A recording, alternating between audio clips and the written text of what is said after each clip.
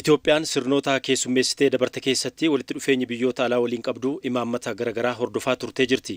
Waggoottan jijjiiramaa asittis biyyattiin jijjiirama siyaasaa addunyaa irratti mudataa jiru xinxaaluun dippiloomaasii lammiilee irratti xiyyeeffate hordofuun faayidaa biyyaalessaa kabachiisuudhaan dhagaamtummaa biyyattii guddisuu irratti hojjechaa jirti jedhan Inistiitiyuutii dhimma alaatti qorataa kan ta'an Shimallis Haayiluu.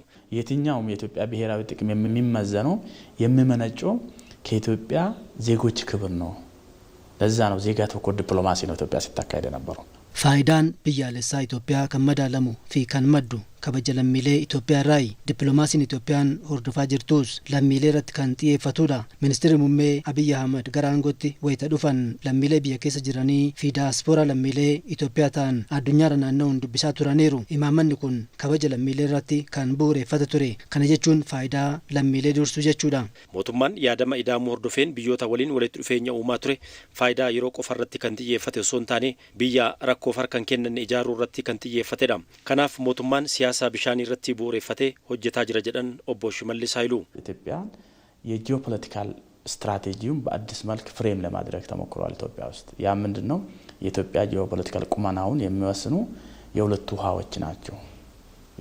two waters doctrine የምንለው ኢትዮጵያ keessatti tarsimoo argama siyaasaa Itoophiyaa bifa haaraan qajeelchuun danda'ameera. Innis ga'umsa argama siyaasaa Itoophiyaa kan murteessan bishaan lamaan ta'uun hubatamee itti hojjetameera. Faayidaan biyyaalessaa Itoophiyaa birmadummaa Itoophiyaa fi dhagaamtummaan Itoophiyaa addunyaa irratti qabdu kan murtaa'u qooda biyyattiin bishaan lamaan irraa argachuu qabdu yoo kabajame fi sagaleen Itoophiyaan bishaan lamaan irratti qabdu yoo dhagahamedha. Kanaafuu haaromsaa guddicha Itoophiyaa irratti ciminni Itoophiyaan qabdu kan itti mul'ate hojii karaa qabateedha. Garuu ammas wanti hafuu waan jiruuf ejjennoo cimsanii deemuun barbaachisaadha.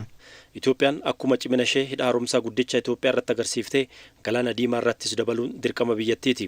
Dinagdee jabaa fi uummata hedduu kan qabdu Itoophiyaan kana caalaa guddachuuf ammoo biyyi tattaafataa jirtu ulaa galaanaa dhabuun qormaata guddaadha. Saaxilamummaa gama hundaatiin jiru furuuf adeemsi hangammaa biyyattiin itti deemaa jirtus jajjabeessaa ta'us kana caalaa cimuu qabdi jedhan obbo Shimallis.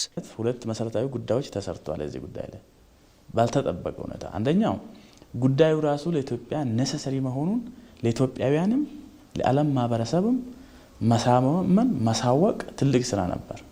dhimma ulaa galaanaa irratti hojiin bu'uuraa lama osoo hin eeggamne hojjetameera. Tokkoffaa dhimma ulaa galaanaa kana lammiilee Itoophiyaatiif barbaachisaa ta'uusaa Itoophiyaanotaafis ta'ee uummata addunyaa amansiisuu fi beeksisuun hojii guddaan hojjetameera. Lammaffaa waggaa 30 darbaniif dhimmi irraanfatamee ture amma Itoophiyaan balaa hedduuf saaxilamtee akka jirtu yoo ulaan galaanaa hin argamne Itoophiyaan biyya jabduu ta'uu akka hin dandeenye hubatanii hubachiisuun hojii guddaa ture. Har'a dippiloomaatota addunyaarra jiran yoo gaafatte Itoophiyaan ulaa galaanaa argachuu qabdu ajandicha teessoo dippiloomaasii addunyaarra kaa'uun danda'ameera. Biyyoonni hedduunis ejjennoo akka qabaatan taasifameera. Kana cimsuutu barbaachisa.